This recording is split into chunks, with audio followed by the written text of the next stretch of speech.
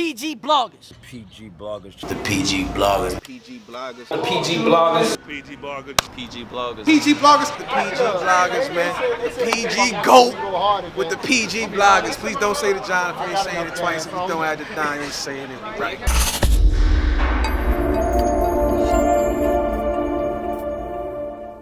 Alright, PG bloggers back here with another episode. It is your boy Fanatic. G. What's going on, guys? So basically today we're coming at you with a few current things, hip hop wise. We're gonna go through some Royce. He had a new album come out this past month. A lot of stuff going on with Kanye. A whole lot of stuff.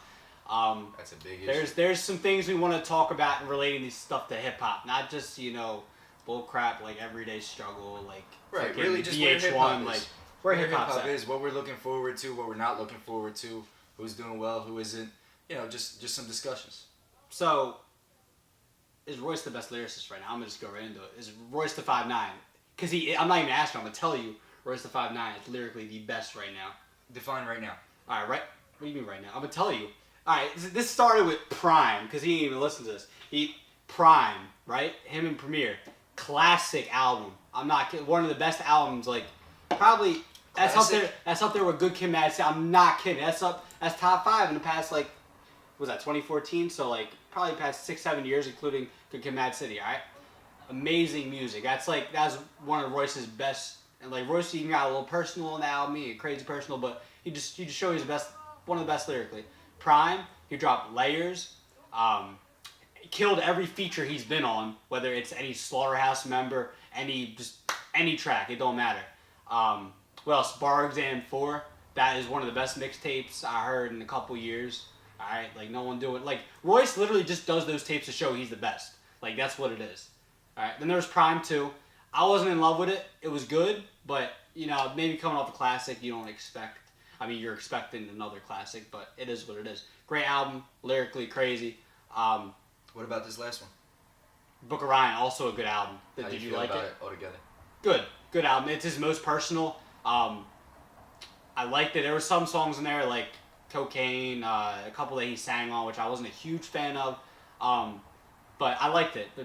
He got real personal, and lyrically the bars were there. So I mean I think Book of Ryan kind of topped it off. Plus the Funk Flex freestyle. Crazy. Does he be killing freestyles like crazy? Royce one of the best, dude. He is the best. Lyrically, he's the best right now. Like overall rapping and showing that he's the best. This is Royce. Well, Give me a take. I think as a rapper, it would be disrespectful to Cole and Kendrick to call Royce the best rapper right now. Okay, you mean artist-wise? Artist-wise. That's a fact. No, he's not. He's not better. He's not lyricist, I think it would be disrespectful to call anyone the best lyricist while Eminem is still alive. Yeah, but Eminem just dropped a crappy album, dude. But it was still lyrically great. Yeah, but I'm saying you have to have a good album to back it up, his though. Freestyle in the Cypher about Donald Trump. Great. He dropped a single, like a loose song, I believe, before his album came out, if I'm not mistaken. But if he's still got it. Eminem's showing us that even though Eminem lyrically he's not talking about anything, but his lyrical skills are unmatched. By but is M putting out work like Royce is? Royce is, dude. Every single project, but I'm telling you, he's getting good projects to back it up, though. I mean, if you're talking about you listen, bro. Eminem dropped a crappy album. I never got your thoughts on album. It was terrible. Right? You can't be a great lyricist and drop a crap even when Nas it wasn't dropped lyrically crappy. It was just a shitty album because he wasn't talking about anything. But lyrically, in terms of lyrical ability, he was there. Bro, who better, Nas or Jay? Right? Lyrically, tell me. It's Nas. It's not close. Nas. But arguable. In 2000, when Nas was dropping joints like Street's Disciple and Nostradamus, which were subpar for Nas, people were saying Jay was the best lyrically because he was great lyrically and he was dropping great projects. Right. You feel me? And he was killing shits that he was on with like Memphis Bleak what about and Kendrick? DMX and. Would you put Royce over Kendrick as a lyricist?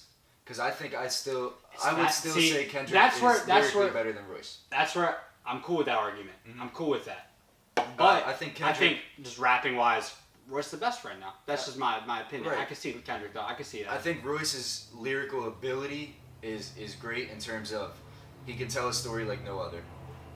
His wordplay is phenomenal, and most importantly, and this is a category that I have personally, me and a couple friends actually, is that Royce and you could put Pusha T up there in the same category, are rappers that they start a bar and you can't predict how they will end that bar. That's a fact. So he'll start half a bar and there's no way you'll be able to predict what he will say. You could pause it and think about it, and you will not know what he's gonna say next. And I think that's incredible. Yeah. I think that's great for Royce. But I think we talk about a lyricist altogether. You talk about like the lyrical structures that Kendrick's been experimenting with.